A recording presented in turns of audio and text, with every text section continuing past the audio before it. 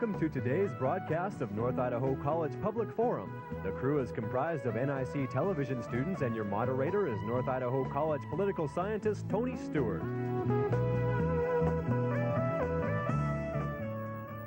Today our subject is nutrition. This is something we've not covered before, and we're very happy to do so, and it's certainly an important topic in our country, and we're becoming more aware of our dietary habits and what we should do for good health.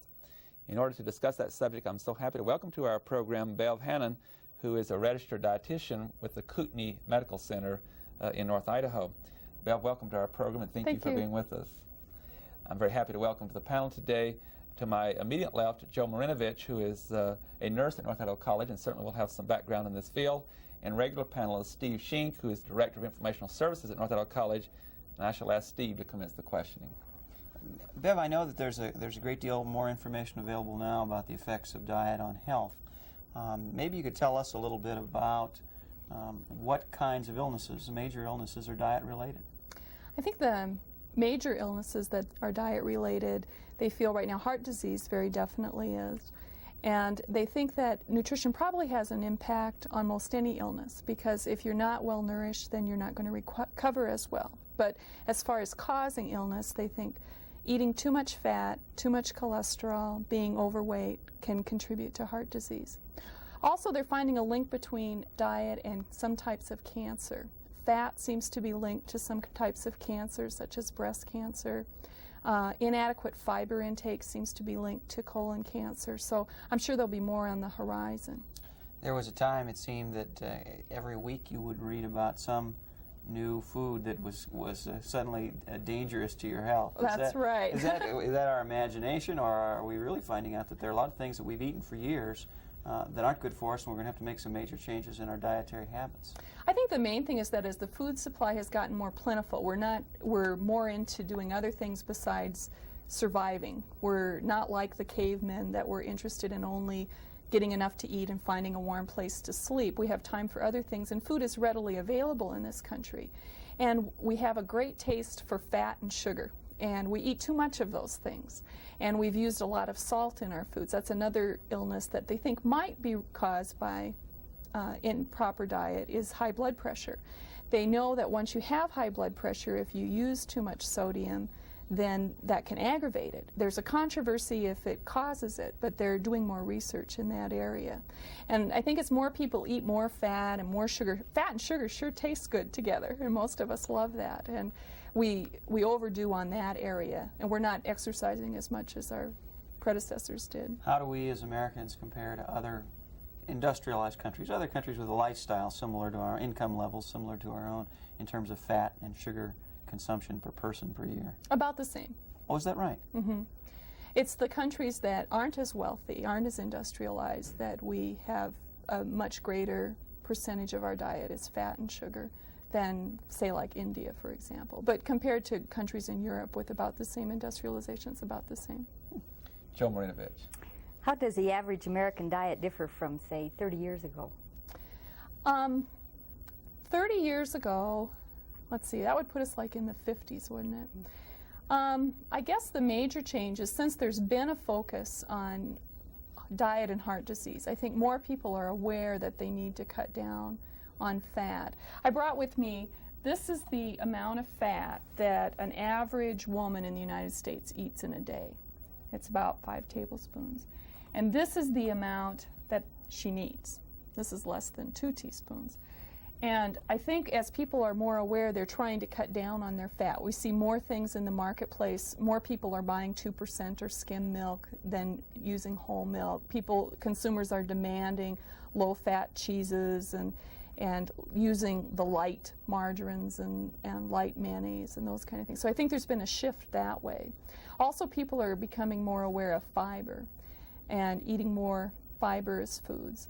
And I think but at the same time that they're becoming more health conscious, there's been a boon in how much convenience foods we use, because more women are working and there's less time to do home food preparation. So there's been a greater demand for nutrition information on labeling, and I think consumers are responding to that. Bev, you've been so nice to bring a chart with you, and It has 7 points on this chart concerning dietary guidelines for Americans. Would you mind taking a little time, and our camera will pick that up in a moment, and tell us what that means? In the late 1970s, there was a Senate committee that got concerned. There was this wealth of information on diet and nutrition and how it impacted our health. And they thought that if they could come up with some simple guidelines for people to kind of direct them, we could have a healthier nation. And these are the 7 they came up with, and they've been revised since then. But they still hold us in good stead. The first one is to eat a variety of foods. There's no one perfect food that's going to give you all the nutrients that you need. I've been a dietitian for about 10 years, and they've discovered 5 new minerals just in the last 10 years that we didn't know about 10 years ago that you even needed. So you really have to get a variety of foods in order to get an adequate diet. The second thing is to be at a good weight. And I'm sure you've read there's a controversy about what a good weight is, but if you're not overweight, that seems to put you at less risk of having heart disease or high blood pressure. We talked about avoiding too much fat, especially saturated fat and cholesterol, for the risk of heart disease and cancer, and increasing our fiber intake.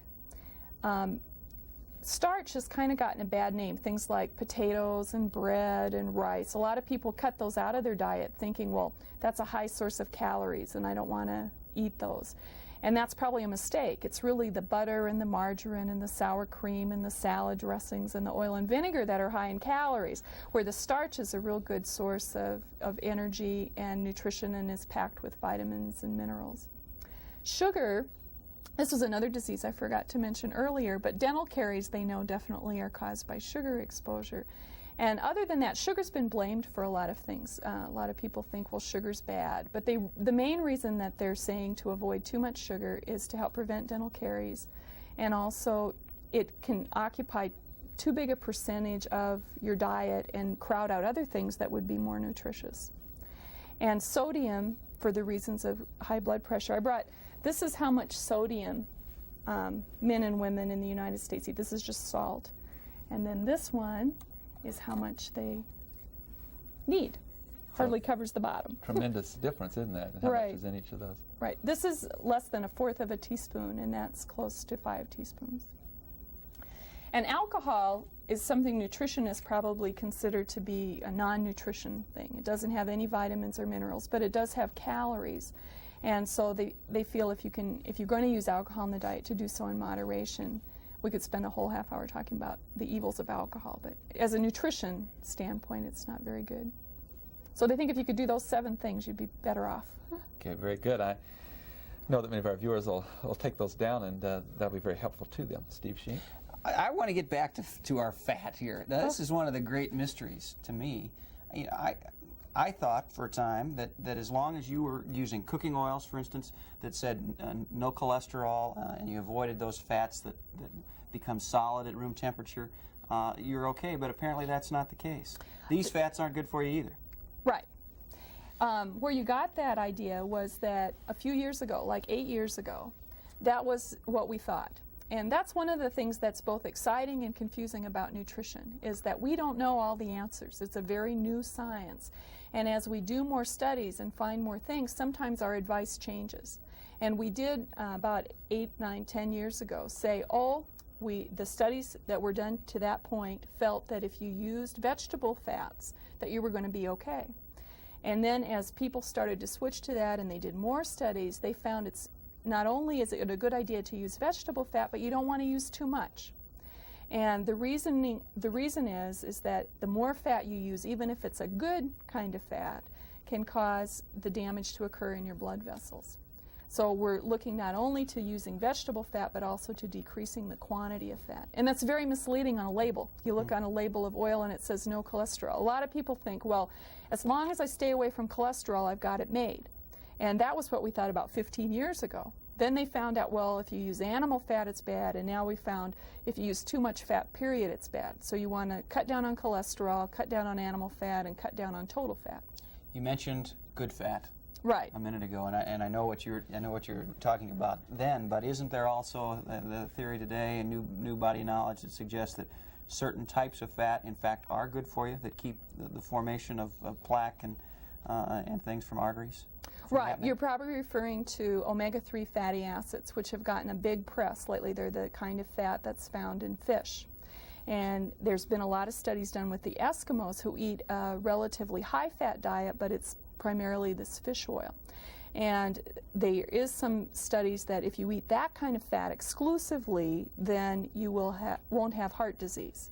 Now, what they're working on addressing, well, what if Americans do that? Will they develop some other disease or whatever? But we are encouraging people to eat more fish and try and include those kinds of fats in their diet, but still to keep their fat to less than 30% of their calories. If you were counseling someone who was at high risk of coronary artery disease, Right. would you say go out and eat fatty fish like salmon and herring and those Right. things, or would you say, no, you're better off just to eat low-fat fish? No, any kind of fish. Any kind of fish at all? Right, but don't fry it. Don't get it deep fat fried. Have it poached or have it baked or have it barbecued or have it steamed or broiled. Don't add more fat to it.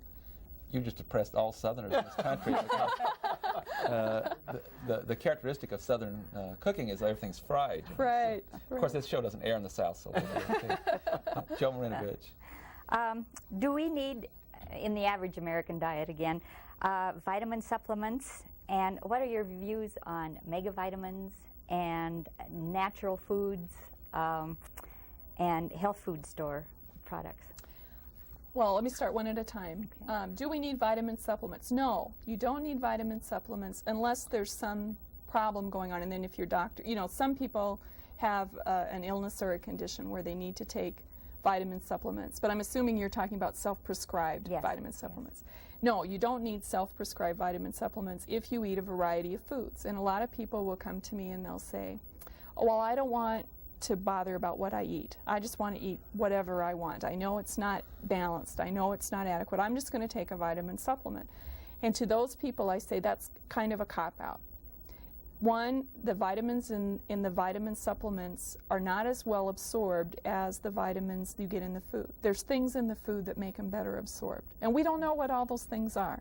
We know that when you have calcium in milk, it's better absorbed. They've discovered now one of the reasons it's better absorbed is the kind of carbohydrate that's in milk, lactose.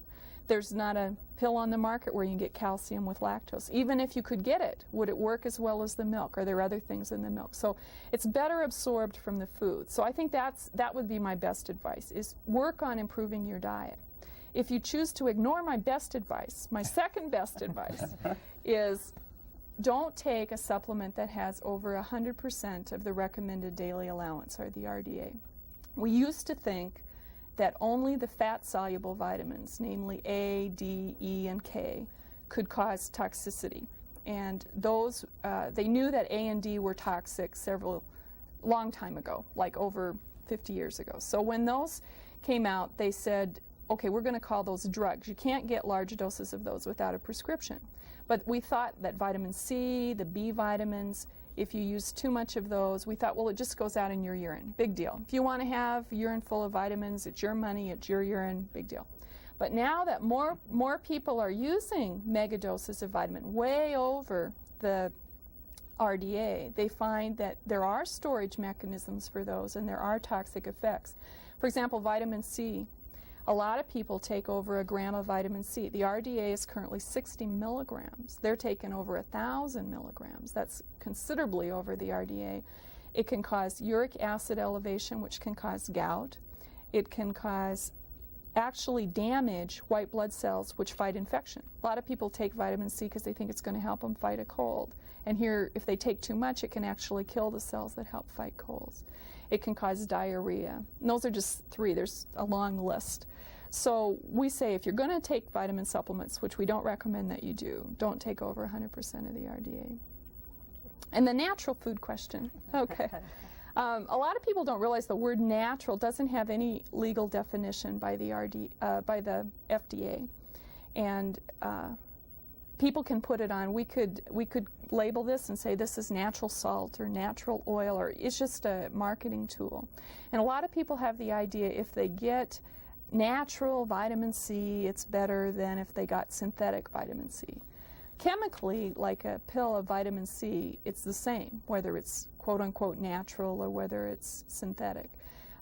Natural fig Newtons and regular fig Newtons. There's really, there's no difference. It's just a marketing thing. So there's not anything superior because it's labeled natural. Little difference in the price. Yes, right. Natural is expensive. Right.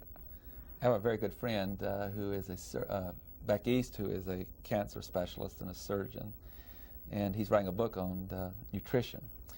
And his contention is, and you've been talking about this today, but he says that since he does perform surgery 5 days a week, that as a colon cancer specialist, that red meats in particular, when consumed, is approximately 40% fat, and that when it's deposited in the colon, it stays there at least 3 days before it dissolves. He also indicated to me that if you eat meat 3 times a day, that you're never without fat, and therefore the tumors develop, and oftentimes there is no detection of that until it's too late. So he's urging people to do 2 things. One is to eat no red meat, or if they do, not more than 4 ounces once a day. And secondly, then he attacks the overuse of sugar. As an expert yourself, how would you respond to his comments about red meat in particular? Well, that is a theory that they have. I don't know that they've proven that conclusively, that red meat is higher in fat than some other protein foods. Like, for example, if you got your protein from lentils or split peas, that would be a low-fat source of protein, where red meat would be higher. There are leaner cuts of red meat, and I don't know that I would advise people to totally reduce red meat completely from their diet, totally eliminate it. I think you can choose the leaner cuts of red meat, prepare them without fat. And I think all the verdict isn't in yet about the connection between red meat and cancer, though that is a prominent theory, and they're studying that now. A lot of people got the idea that if they eat fish and chicken, they're fine. But then they had it fried, they ate the skin, and when you do that, you've negated the whole benefit of using a lower fat product. So if you were skinning chicken and not frying it and not frying your fish, and you were choosing lean red meats, then I think it's okay. Another interesting thing, before we get off this, is that they're breeding cattle and pigs to be leaner now than they were 30 years ago. So there isn't as much marbling in it as there was when a lot of the initial studies were done. I was just going to say, now you've taken Colonel Sanders out of the picture too with the chicken. There is one more question on chicken. Recently I read that based on the diet that they have for chickens and the processing and the like of, I guess, inspection, that 1/3 of all chickens now are unsafe when eaten. There's a certain bacteria. Can you respond to that? That made a big splash in the press in April. Salmonella is a bacteria that grows in protein foods, and it's particularly prevalent in chickens. And if you cook it, it's no problem. And so you want to cook your meat, especially chicken, till it's well done, and then you won't have the problem. But what happens is a lot of times people will cut up their raw chicken on a cutting board, and then they'll use the same knife without washing it, the same cutting board, and they'll cut up the vegetables for their salad. And then if there was bacteria in the raw chicken, then it gets on their vegetables, and then it wasn't ever cooked. So you want to be sure you use separate cutting boards for your raw things as you do for things that you're going to eat raw. Steve Sheen. Let's get down to brass tacks here. What about fast foods? If it's a fact. I think Americans, the last thing I read, eat 1 out of every 3 meals outside the home. Right. And they're not always going to go to a vegetarian salad bar. So given the fact that fast foods aren't the very best of all possible eating worlds, what do you recommend? Well, I think that fast foods aren't necessarily bad. I think fast foods, their drawbacks are they can be high in fat depending on what you choose, and there's a limited variety. So when we're talking about getting a variety of foods, you'd want to make sure that the rest of your day you got adequate. Fruits and vegetables are the main thing that fast foods like. But let's say you're going to go in and you want a sandwich. Okay, what would be your best choice? I assume that's what you're asking me. Okay, you don't want to get the chicken or the fish that's been breaded. You want to ask them not to put mayonnaise on your sandwich. You want to go easy on the mustard and ketchup because it's high in sodium. So you want to use minimal of condiments. You don't want to have pickles because they're high in sodium on there. You want to either get a small meat patty, or you want to get like a grilled chicken or a grilled fish, which they have some places. So those would all be fine. Those would be good choices, in fact.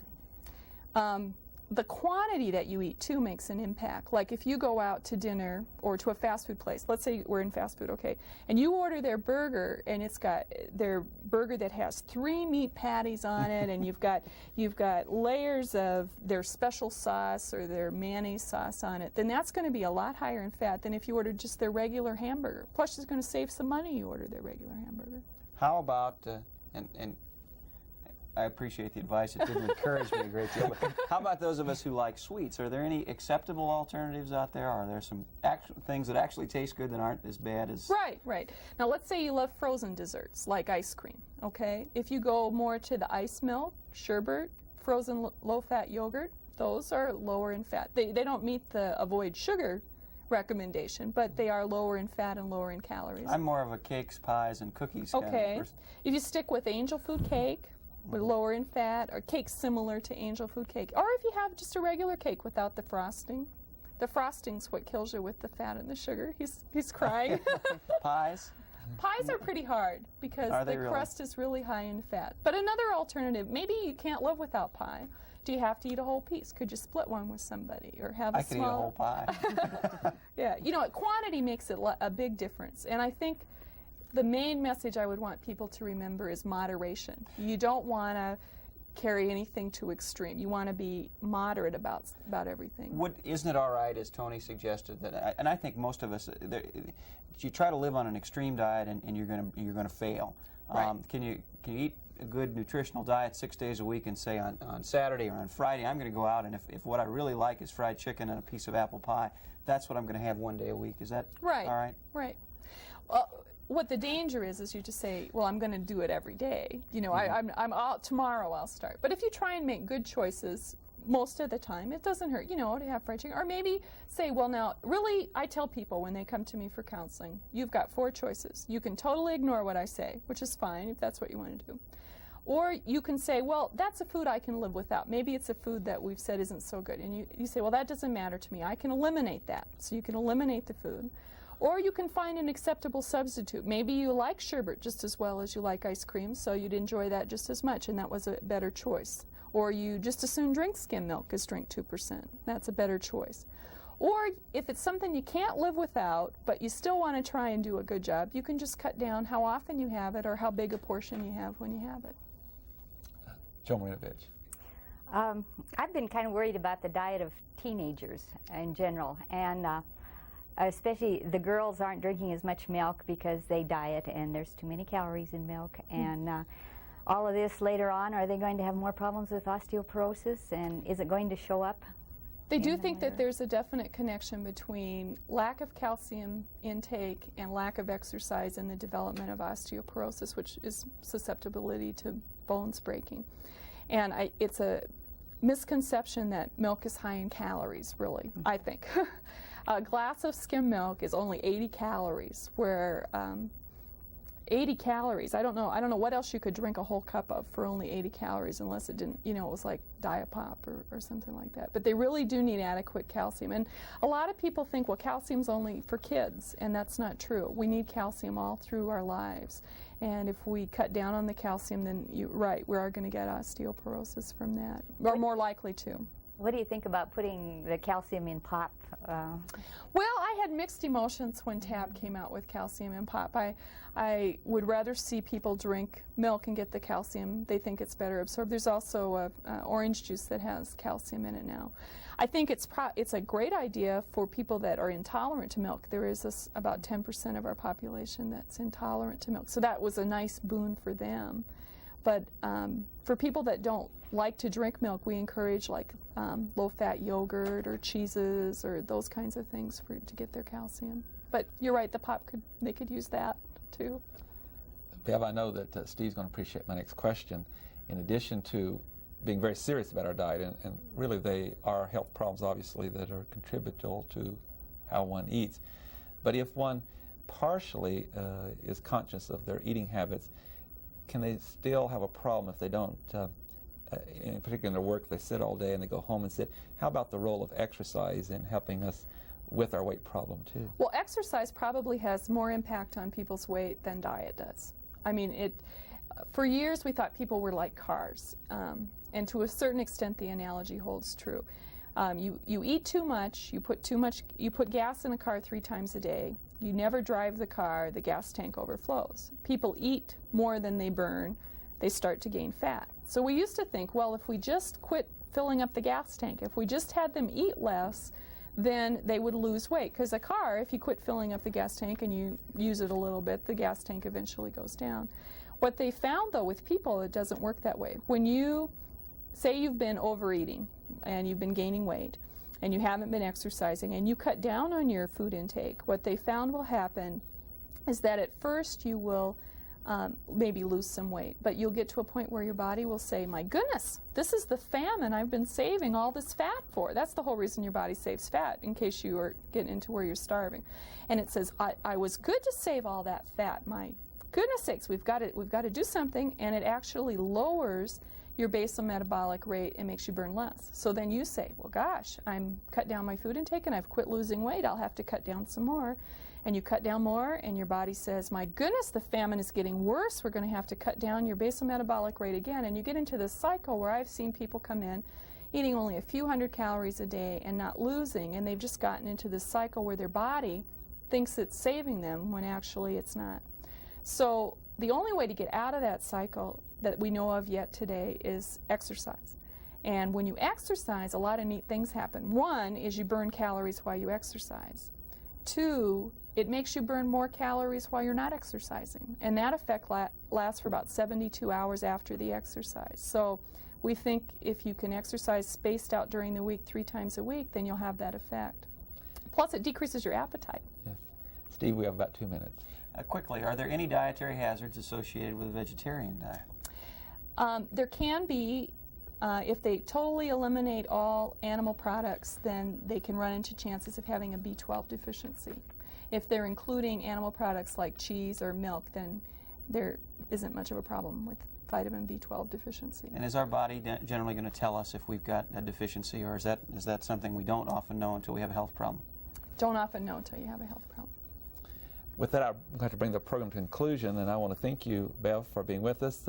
This whole issue is terribly important, and I'm so happy we were able to cover it, and I know that's been helpful to the viewers about their eating habits and their good health, and it's very, very serious and important. You've been very delightful to interview, and I thank the panel, too, for their questions.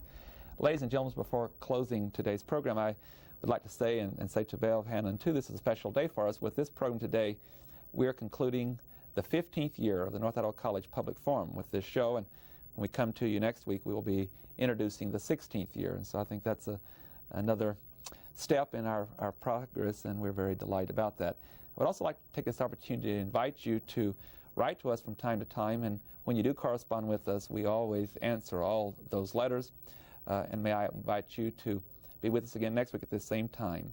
Until then, please have a good week. I am Tony Stewart.